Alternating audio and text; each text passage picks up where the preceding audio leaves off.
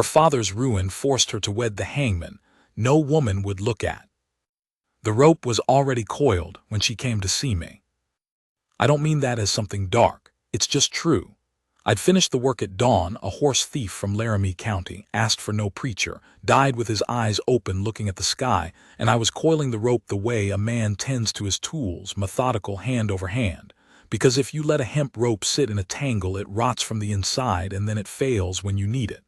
Which is a cruelty I won't be part of. I did the work right always. Didn't matter who thanked me for it. She came around the corner of the jailhouse as I was hanging the coil on the peg outside the scaffold door. I didn't know who she was yet. I saw a woman in a blue dress the color of a September sky, a hat with the rim slightly dented on one side like she'd sat on it in a hurry. She was looking at the scaffold, not at me. Most people who passed that scaffold looked somewhere else, at their boots or the far end of the street. She looked straight at the thing, like she was deciding something about it. Then she looked at me. Most people did one of two things when they realized who I was. They looked away fast, or they gave me the particular kind of nod you give to a man you're glad exists but don't plan to know. She did neither. She just looked at me the way you'd look at a door you were about to knock on. I said, "Can I help you, ma'am?" She said, "Are you Hector Brand?" I said I was. She said her name was Nora Calloway, daughter of James Calloway, who'd owned the bar C spread west of the canyon until 3 weeks ago when a debt came due that nobody knew he had. And the bank called it, and the land was gone, and James Calloway had a stroke the morning after and was lying in a bed at the doctor's office and wasn't expected to speak again. She said all of that flat and quick, like she'd been rehearsing it since she woke up. Then she said, "I understand you've been looking for a wife for some years." I set down the coil of rope, not because I was finished with it, because I needed my hands to be doing nothing. I said, "Where did you hear a thing like that?" She said, "From the land agent, Mr. Cutter, who I spoke to this morning about my father's affairs, who informed me that you'd once mentioned it to him, some years back, that you'd never found a woman willing to take the name Brand on account of the work you do, that you had a house and land enough to keep a family but no family to keep." I hadn't spoken to Cutter about that. Not exactly. Men talk when they're drinking, and Cutter drank too much, and I'd said something loose one night that I'd regretted, and here it was, 3 years later, standing in a blue dress in front of the scaffold. I said, "Your father's debts, you're meaning to tell me?" She said, "I have a younger brother, 16. I have my mother who isn't strong. I have $60, which is what's left. The house in town we rent, and the rent is due Friday. I have no one to go to, Mr. Brand. And no particular feeling against you that I know of. No particular feeling against you." That was the offer. I looked at her for a long moment. She was maybe 26, 27. Not soft, not hard. There was something behind her eyes that wasn't fear and wasn't calculation either. More like a woman who'd done the arithmetic and arrived at a number and was now standing by it. I said, "Miss Calloway, I'm going to ask you one question and I want a straight answer." She waited. I said, "Have you eaten today?" That caught her off balance. First thing that had I could tell. She said, "I had coffee this morning." I said, "Then let's walk over to the hotel dining room, and you can have a meal and I'll have a meal, and we can talk this through properly, and nobody has to decide anything in a jailhouse yard." She looked at the rope on the peg. She said, "Does it bother you, what you do?" I said, "It would bother me more to do it wrong." She thought about that. Then she picked up the small bag she'd been carrying and we walked to the hotel. That was in October of 1882. I was standing in front of a scaffold with a coiled rope in my hands, and inside of an hour I was sitting across a table from a woman who was looking at me like I might be the answer to something. I've thought about that sequence a good deal over the years. The rope, and then the table. The way one thing leads to the next if you stay open to it. If you don't decide too early what your life is and isn't going to be. I want to back up some because a man can't tell you what a thing meant to him without first telling you what his life was, what the shape of it was before that morning. My father was a carpenter in Indiana. He died when I was 11 and left us with a good name and not much else, and at 14 I was working for a stock contractor driving cattle north, and by 17 I'd seen enough of the West to know I wasn't going back to Indiana. I was not a fighter particularly, and I was not a drinker particularly, and I was not a man who wanted trouble. What I was a man who could be steady when steadiness was required. That was the gift I had, if it was a gift. I came to Perdition Creek, which is what they called the town, and the name tells you something, in the spring of 1871 when I was 23. There was a county commissioner named Dawes who needed someone reliable to do what needed doing when the law had to carry through on a sentence.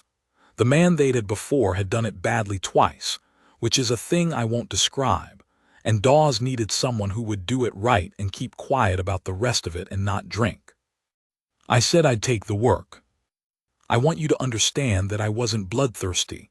I wasn't a dark man, not in my soul.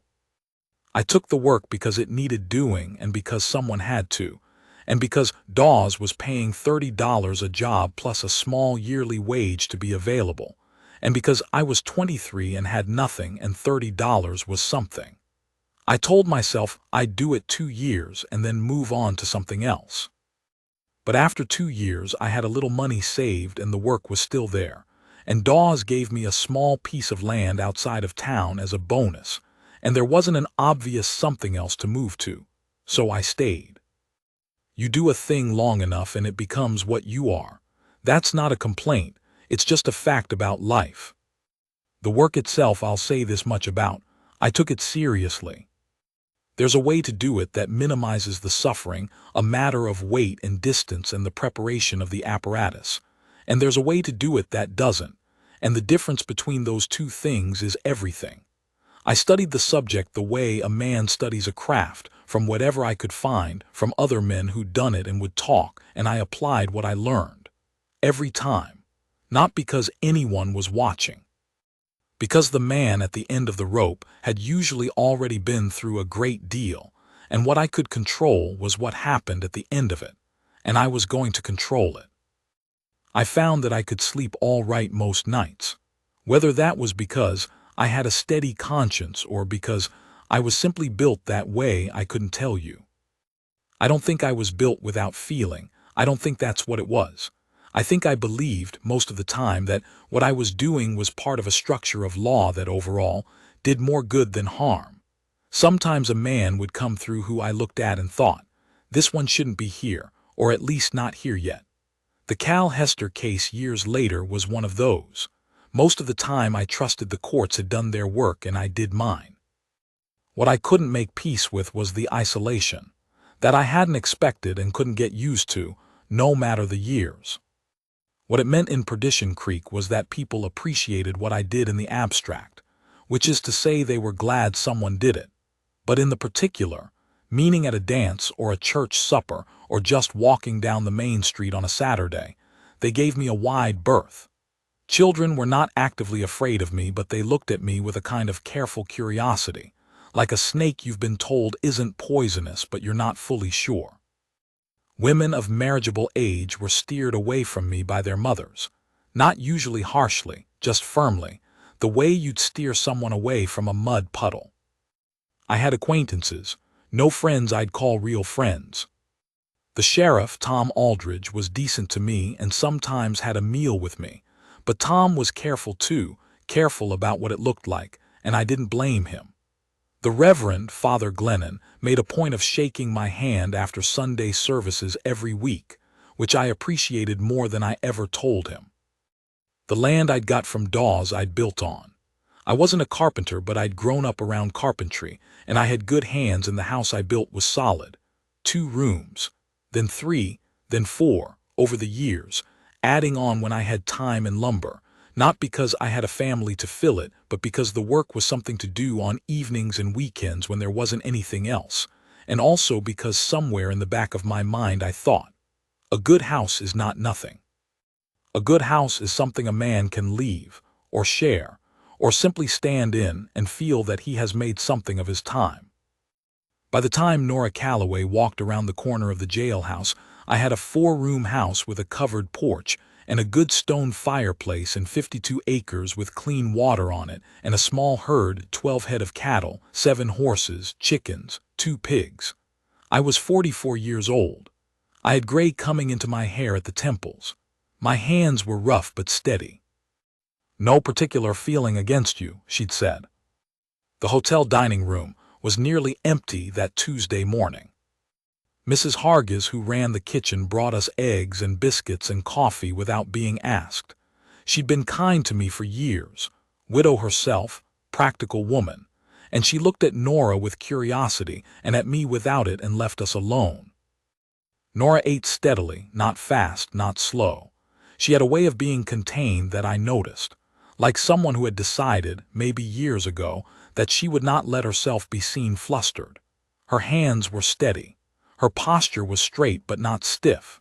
She looked like a woman who was doing something difficult and had decided that doing it with dignity was the only way to do it. I asked about her father. She told me the whole of it, not the short version she'd given in the yard, but the full story. James Calloway had borrowed heavily against the Barcy to buy a stake in a silver mine in the Cascades that hadn't paid out. He'd hidden the debt from the family for 2 years, making the interest payments himself from the ranch operating money, telling himself the mine would come in. He'd had good reason to believe it would. There'd been a survey, a geologist's report, other men putting money in, but the vein played out shallow and early, and the survey had been wrong. She said he was not a bad man. He was a man who couldn't admit he'd been wrong, and it cost us everything. That's different from a bad man. I thought about that. I said, yes, that's different. She said, and you, tell me about yourself. So I did.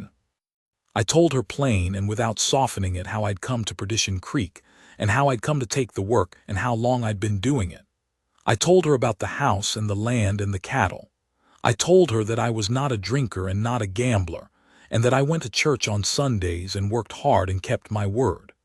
I told her about the isolation, too, not asking for sympathy about it, just making sure she knew the full picture of what she was considering. She listened without any change in her expression. She ate a biscuit while I was talking, which I noted. There was something in that, continuing a practical thing while taking in difficult information, that I found reassuring. When I finished, she said, "Have you ever had a woman in your house?" I said no. She said, "Have you been with a woman?" I said a few times, years ago, nothing that came to anything. She said, "I see." Then she said, "I need to tell you something. My mother is not well in the way I said, but she is not an easy woman either. She has opinions and she holds them, and she's grieving my father's ruin hard. She may not be warm to you for a while." I said, "I can live with that." She said, "Drew is a good boy. He's proud because he's 16 and he's in the middle of figuring out who he is. He may push at you some." I said, "I was 16 once."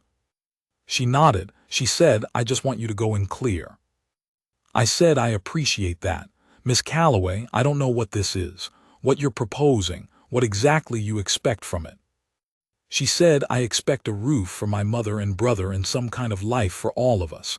I expect to work hard and keep your house and not be a burden. I do not expect—" She stopped. She folded her hands on the table. "I do not know what I expect beyond the practical," she said. "I suppose we'd have to see." I said, "That's honest." She said, "I don't have time to be anything else." I said, "You understand what it would mean, to be Mrs. Brand." She looked at me. She said, "People would talk." I said, "They'd do more than talk. They'd make it known they thought ill of the choice, some of them. They'd go out of their way." She said, "Let them." Just like that, let them, not brave particularly, not a performance of courage. Just the flat statement of a woman who'd already been through enough to have sorted out what actually mattered.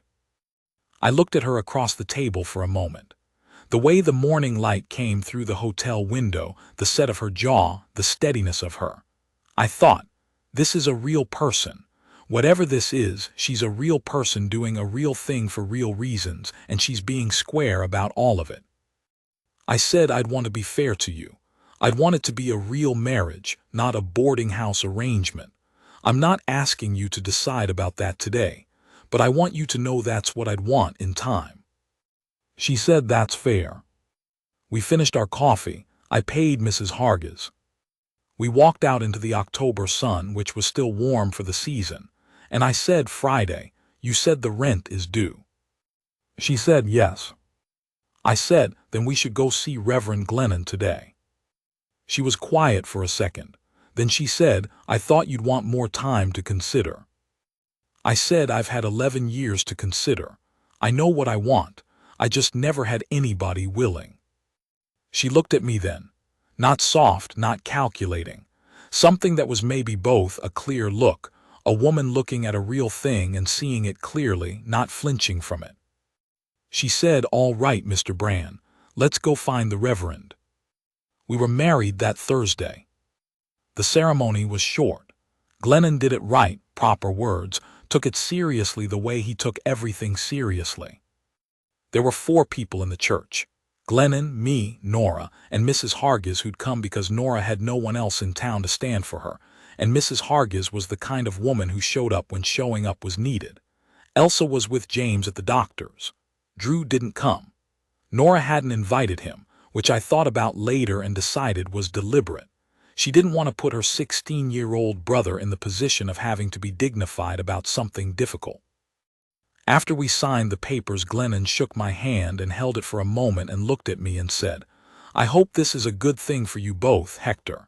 He didn't say I believe it will be or I know it will be. He said I hope, which was honest and which I respected. Mrs. Hargis put her arm around Nora's shoulders for a moment, just briefly, on the church steps, and said something in her ear I didn't hear. Nora nodded once. Then we went to collect her family. Her mother, Elsa, was a small gray woman with a bad hip and good eyes. She shook my hand firmly and said nothing that wasn't pleasant, but she watched me closely for the first several weeks, and I didn't blame her. She'd lost her home and her husband's health in the same month, and her daughter had just married a man whose profession was a matter of public unease. She was entitled to watch closely. Drew was 16 and lean, and trying to be a man about everything and not quite making it, which was the right way to be at 16. He'd heard we were married before he'd met me. Nora had told him that morning, and when I put my hand out he shook it, looked me in the eye, didn't squeeze too hard or too soft. That told me something. Whatever he was feeling about the whole arrangement, he decided to handle it straight. I thought, this kid has more backbone than he knows. I gave them the 2 back rooms of the house. I'd never used them except for storage.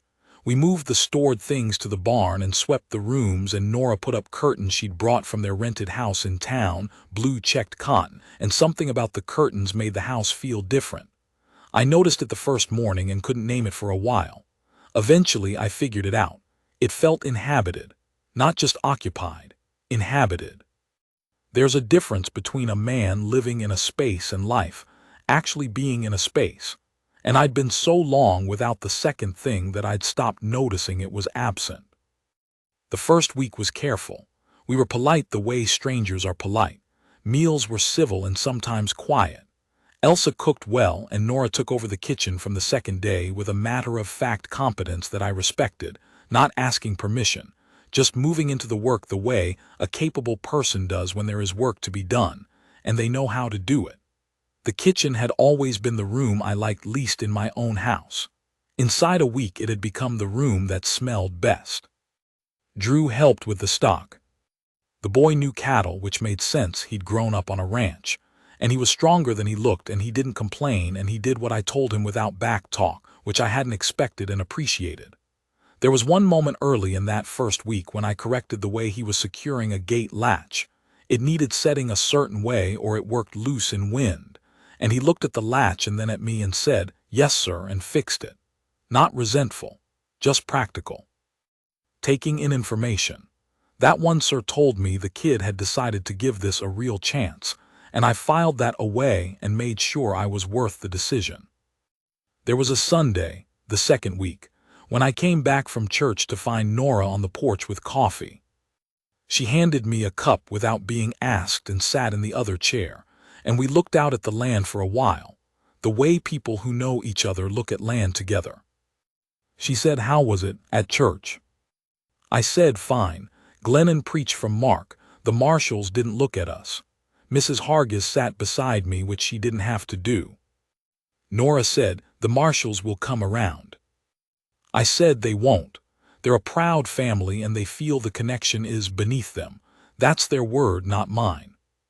She said, "Beneath them." She said it with a kind of quietness that was colder than anger. I said, "It's all right. I've been beneath people in this town for 11 years. I know how to carry it." She turned in her chair to look at me. She said, "It's not all right. It's wrong and it will stop." I said, "Nora." She said, "I'm not going to sit quiet while people treat you that way. You're my husband. Whatever they think about your work, you're a decent man and I won't have it." I didn't know what to say to that. Nobody had said a thing like that to me in 11 years in Perdition Creek. Nobody had said a thing like that to me in 44 years on Earth, if I'm honest. I said, "You don't have to fight my battles." She said, "I know I don't have to. I want to. There's a difference." I want to. 2 words, not I suppose or I'll try or I think it's right. I want to. I picked up my coffee cup. I looked at the land. I felt something shift somewhere deep in my chest, quiet and final, like a door closing on a long, cold room. I said, "I appreciate that, Nora." She said, "I know you do." It was November, when the first real trouble came. There was a man named Philip Tench who ran the mercantile on the south end of Main Street, and Tench had a daughter named Caroline who'd been courting Ned Wells, the deputy, for 3 years. Caroline Tench had been one of the women who'd been steered away from me, years ago, when I was 30 and first starting to think about such things, and I believe she'd made some remark at the time, something I'd heard secondhand, that she wouldn't marry the hangman if he were the last man in the territory. Tench started charging Nora more for dry goods, not a lot more, enough that Nora noticed because Nora noticed everything. She didn't say anything in the store. She came home and told me flat the way she told me things. I said, "I know why he's doing it." She said, "So do I." I said, "I'll take the wagon to Harmon Falls next month, buy in bulk. It's a longer ride, but..." She said, "No, you shouldn't have to drive 40 miles because Philip Tench is a small man with a mean streak. I'm going to speak to him." I said it could make things worse. She said, "It already is what it is. Worse from here just means honest about what it is." She went back the next morning. I wasn't there. I heard this from Mrs. Hargis later, who was in the store at the time. Nora walked up to the counter and put her list down, and when Tench started quoting her the elevated price, she said, quiet, in front of whoever was there, "Mr. Tench, I will pay what others pay or I will take my family's business to Harmon Falls and tell everyone I know why. And I'll tell Reverend Glennon and the Ladies' Auxiliary and anyone else who asks me that you're in the habit of price gouging your neighbors. You decide which you'd prefer." Tench charged her the normal price. When she got home and I'd heard what she'd done, I said, "That was a risk." She said, "Not much of one. Tench is a bully and bullies fold when you push back. I grew up with a father who could never push back and I watched what it cost him." She was putting away the dry goods while she said this. Flour, coffee, salt pork. Her back was to me and her voice was even. I said, "Nora." She turned. I said, "Thank you." She looked at me for a second, not a long look. She said, "You don't need to thank me for that. That's just being your wife. That's just being your wife." I went out to the barn and worked on the fence line repair I'd been putting off, and I didn't think about anything in particular. I just worked, which is what I do when something has landed somewhere in me, and I need to let it sit. December came cold. The first real snowfall was the 3rd of the month, and I woke that morning before first light because I always did, and I went to make coffee and Nora was already up. She was standing at the kitchen window looking out at the snow on the land, her arms crossed, and she had her hair down. Usually she put it up before I saw her in the mornings, and the early gray light was on her face. She said without turning, "It's beautiful." I said, "It is." She said, "I didn't know how much land you had until I saw it under snow. It looks like more." I said, 52 acres, not a big spread." She said, "It's enough." She paused. She said, "I want you to know," she stopped like she was deciding how to word it. "I want you to know I'm glad this happened. I didn't come to you expecting to be glad. I came because there wasn't another way, but I'm glad."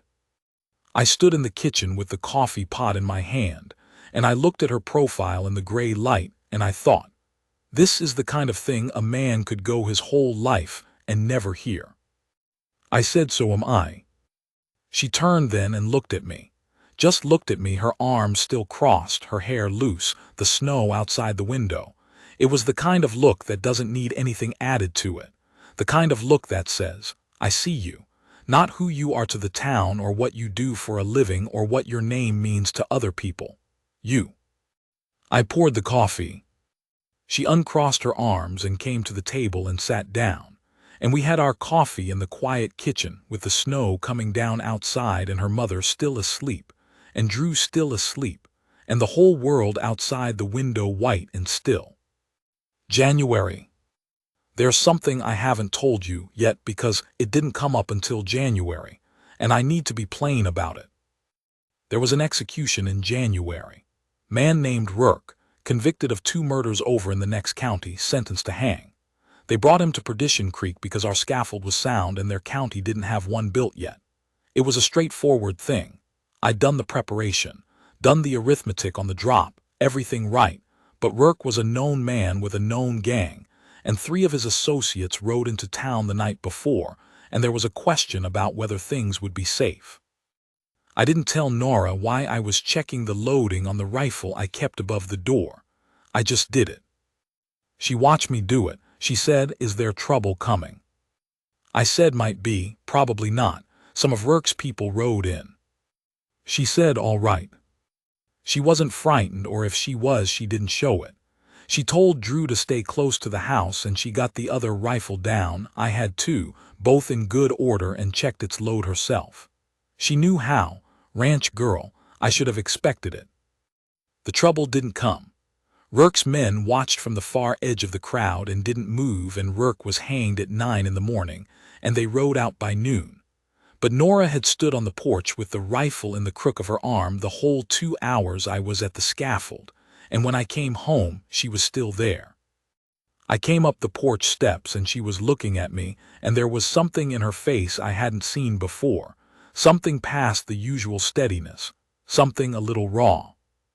She said, "Are you all right?" I said, "I'm all right, nothing happened."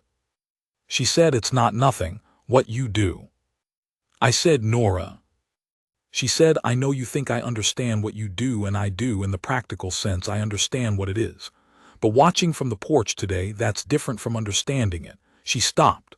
She said, "I watched you walk out there and I thought, this man does this and the town is glad someone does it and nobody." She stopped again. She said, "I'm not saying it wrong. I just want you to know I see it, all of it, what it costs." I looked at her for a long time.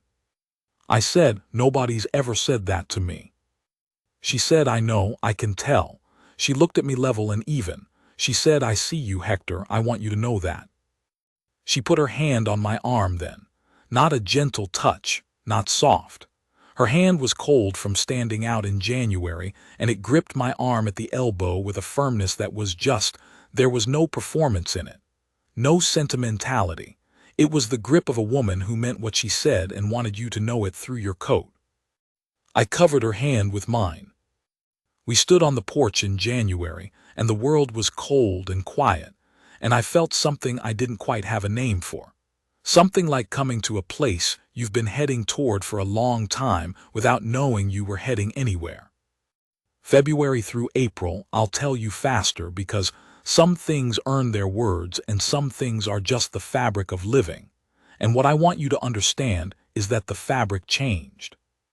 Elsa came out of her shell some. She'd been reserved, watchful, and I think in those first weeks she'd been waiting to see whether I was decent to her daughter. When she decided I was, she became good company. She had sharp opinions about things and told them plainly, which I respected. She and I played cards on winter evenings, cribbage mostly, and she cheated just barely enough to win, and we both knew it and neither of us mentioned it. She had a laugh that was bigger than you expected from a small woman, a real laugh that came from somewhere, and the first time I heard it, she'd caught herself cheating a little too obviously and thought it was funny. I realized I'd been laughing too, and that I couldn't remember the last time that had happened in my house. She also told me, one evening in February when Nora was visiting James and Drew was in bed, something I've kept to myself for years. She said, "My daughter is not easy to know. She's like her father in that. The ones who go quiet when they're hurting." She said, "I've been watching her. She's different. I don't know yet what it means entirely, but I wanted you to know I see it." I didn't know what to say to that, so I didn't say anything. Elsa nodded and dealt the next hand, and we went on playing. Drew turned 17 in March. He was becoming a solid hand. He had a feel for the cattle, could read weather better than I could. He had a way of watching the sky that his sister also had, that same particular attention, the ability to look at something and really see it rather than just glance at it. I told him so, straight, one morning when he'd called the snow 2 hours before it came, and he stood a little taller for the rest of the day. A boy that age needs a man to see what he can do. I know that because nobody saw what I could do at 17, and it left a mark. I made a point of it with Drew, not in a way that was hollow or performed, but when he did something right I told him it was right and why. That's all a boy needs, really, for the work to be seen. He asked me once in March, plain and direct the way young men sometimes are when they decide to be, "Does it bother you, what you do?" I said some of it does. The ones I'm not sure deserved it, or the ones who did but shouldn't have got there. The 17-year-old defending his mother is the one that stays with me. He said, "But you keep doing it." I said, "The alternative is someone does it who doesn't think about it the way I do. That doesn't sit right either." He was quiet for a while. Then he said, "I think I'd rather have a man like you doing it than a man who doesn't care." I said so would I. He went back to the fence work we were doing, and we didn't talk about it again. But something shifted after that between him and me. He started calling me Hector instead of Mr. Bran, which wasn't something I'd asked for and which I noted. The town. The town was a thing I can't sum up short. There were the ones who came around, Mrs. Hargis, Glennon, Aldridge, a few others, who'd always been decent and who, once they saw that Nora was settled and capable and not going anywhere, became genuinely friendly, the kind of friendly that invites you to things. There were the ones in the middle who were polite without being warm, who shook my hand and looked past my shoulder, who'd always been like that and probably always would be. And there were the Tench camp, Philip and Caroline and the Marshalls and 2 or 3 other families, who went on treating the brand name as something to be looked past, and who, by April, Nora had begun to actively not have patience for. She didn't start fights. She didn't need to. She had a way of standing in a conversation that made it clear, without a word said about it, that she knew exactly what was happening and was unmoved by it.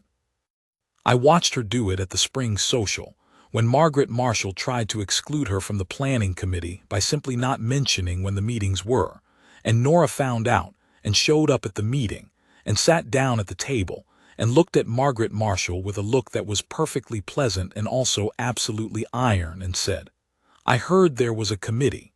I'd be glad to help." She was on the committee from that point on. I stood across the room and watched this and felt something I hadn't expected to feel.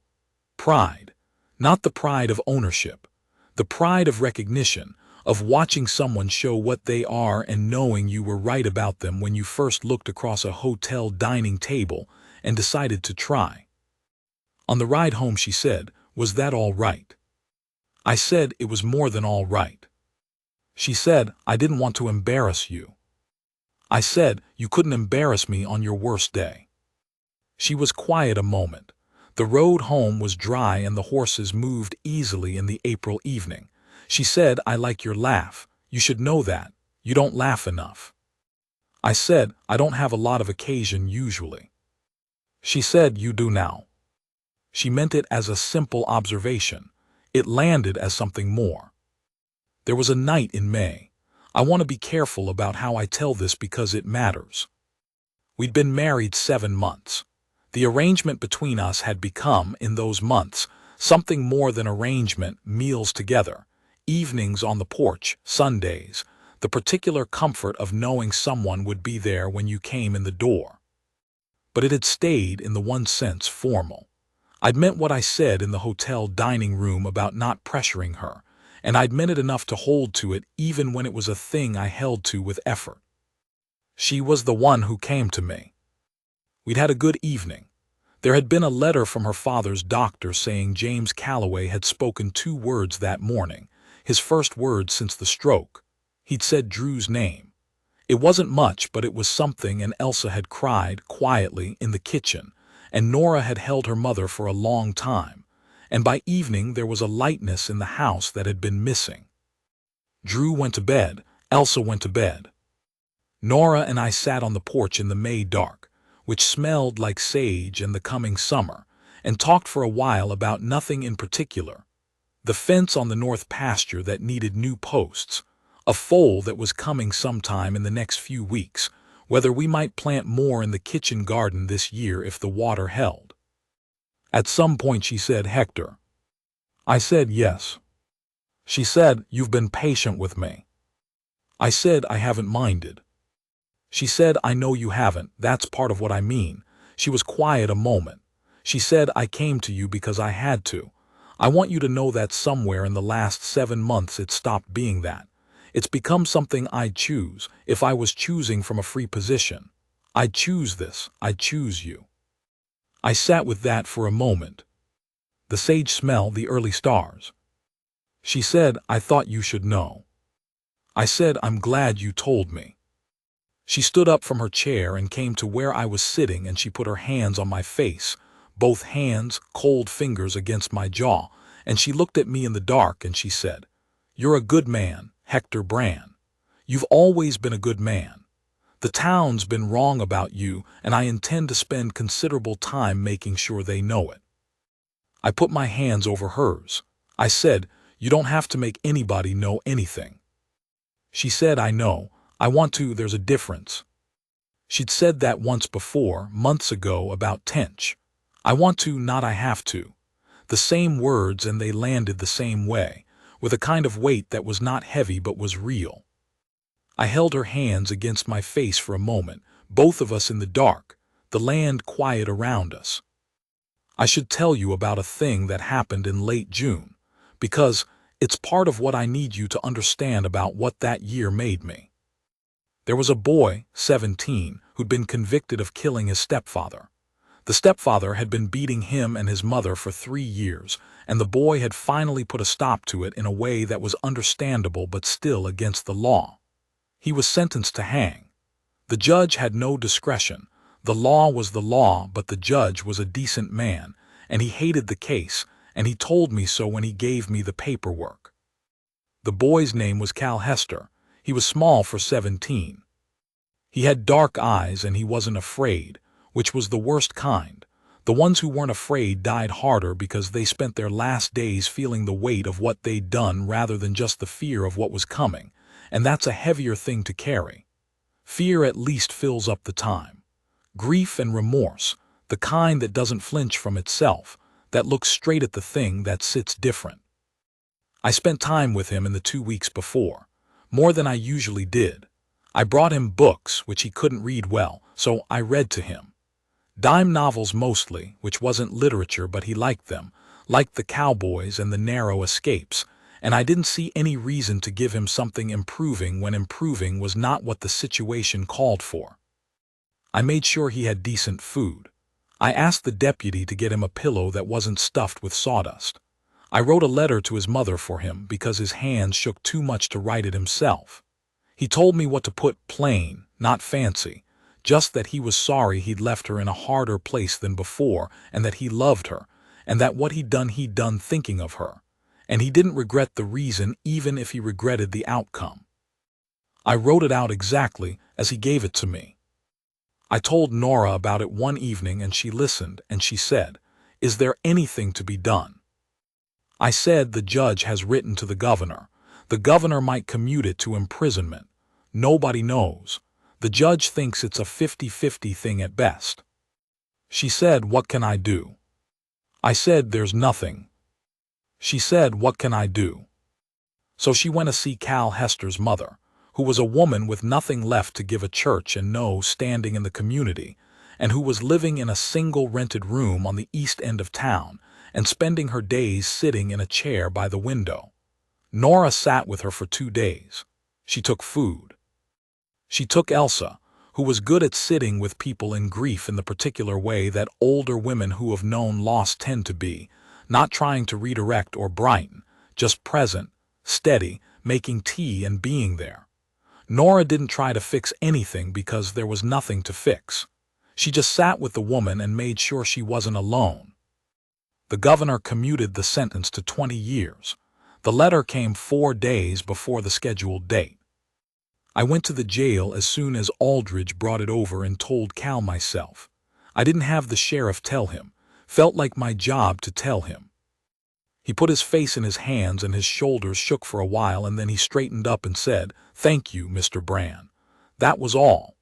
Then he asked when he'd be transferred, and I said probably next week, and he nodded, and we didn't say anything else. But when I was leaving, he said my name once more, and I turned and he said, "I know what you did, sitting with me. You didn't have to." I said, "I know I didn't have to." He said, "I'll remember it." I came home that afternoon and told Nora. She was in the kitchen, flour on her forearms, something in the oven. She stopped what she was doing and turned and looked at me, and her face did something it didn't usually do. It went open, unguarded. The contained thing let loose for just a moment. Then she crossed the kitchen and she put her arms around me, both arms, and she held on. Not a soft hold, a real hold. The kind that means I'm here and I see what this costs you and I'm here. I held her back.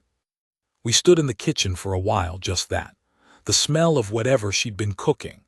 The afternoon light through the window. Her arms around me and mine around her, and neither of us saying anything because nothing needed saying. I think in that moment I understood something I hadn't been able to articulate before about what a marriage was supposed to be. Not just the practical arrangement, not just the shared work and the shared roof. This. Someone to stand with you in the kitchen when a thing has gone right that you were afraid would go wrong, and neither of you needing to explain to the other what it means.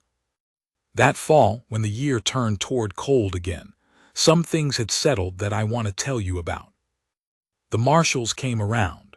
Not all the way, they never shook my hand exactly warmly, and Margaret Marshall always had a slight stiffness when she spoke to me. But they came around in the sense that they stopped going out of their way to exclude Nora from things. And in the fall, Margaret asked Nora to help plan the harvest supper, and Nora did, and it was a good supper. I went and sat at a table with Tom Aldridge and a cattleman named Price, who'd always been neutral on the subject of me. And we ate well and talked about winter feed prices, and the law Aldridge had heard was coming out of the legislature about land rights. And it was the most ordinary evening I could remember. Philip Tench still charged Nora fairly at the mercantile because she'd made clear what the alternative was. He was not warm about it, but he was square, which is all a man can ask. Drew was working with me now in a more serious way.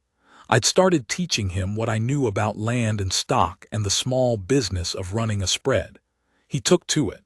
He had his father's eye for opportunity and none of his father's unwillingness to face hard things. I thought he'd do well. Elsa was family. That was the plain truth of it. She was family in the way that people who start as strangers and live together through real things become family. She stopped watching me for cracks after the 3rd month, and after that she just watched me the way a mother watches the man her daughter chose, with the particular attention of someone who cares more about the outcome than she'll say. James Calloway was never going to be himself again. He spoke now, haltingly, and recognized people, but the man Nora had described to me, the proud rancher, the stubborn optimist, that man was gone. She visited him every week. She never complained about it. Once, coming home from one of those visits, she was quiet for a long time, and then she said, "He asked me if I was happy." I said, "What did you tell him?" She said, "I told him yes." She looked straight ahead at the road.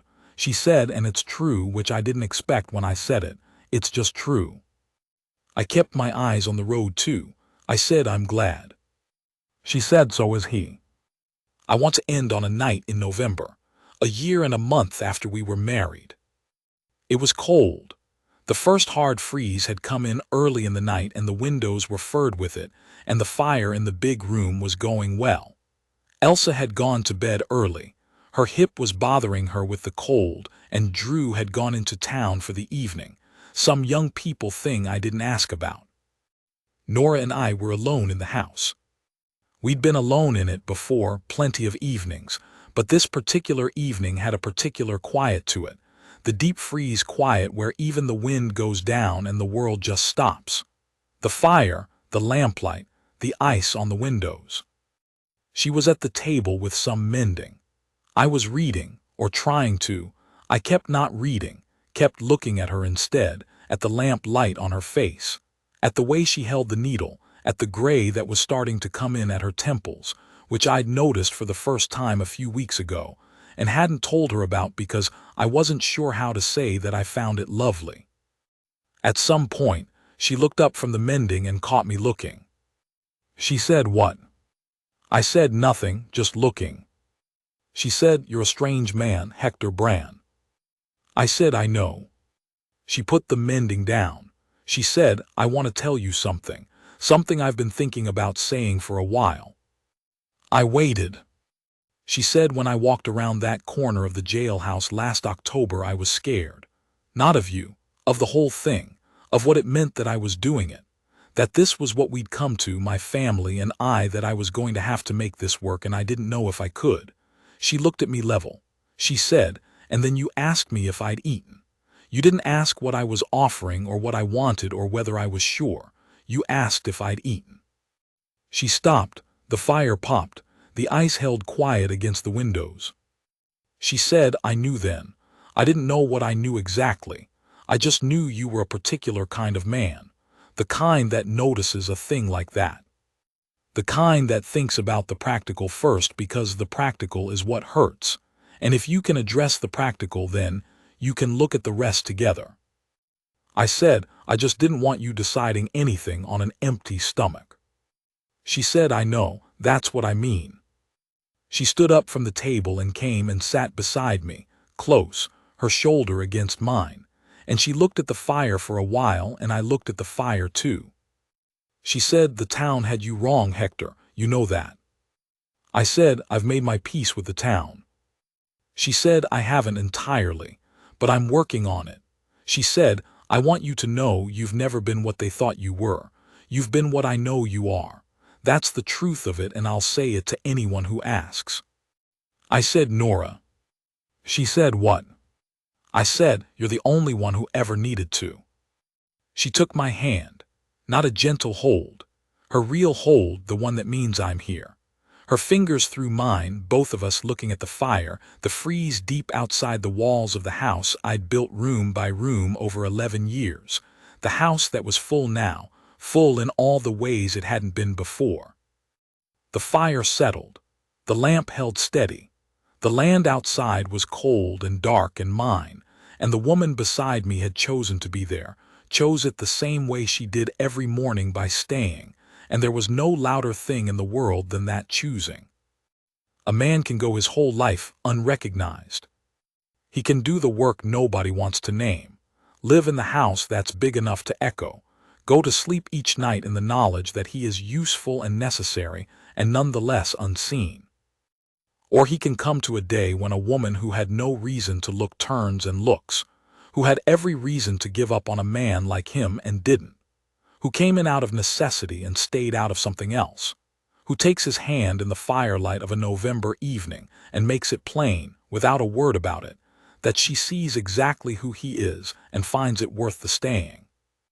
That's the night I want to remember. Not the wedding, which was hurried, or the first good conversation at the hotel table, or even that morning in the snow when she told me she was glad. This one, the mending on the table, the ice on the windows, the fire holding her hand in mine. 52 acres and a good house, and a woman who saw me. That's enough. That's more than I ever expected, and it's enough.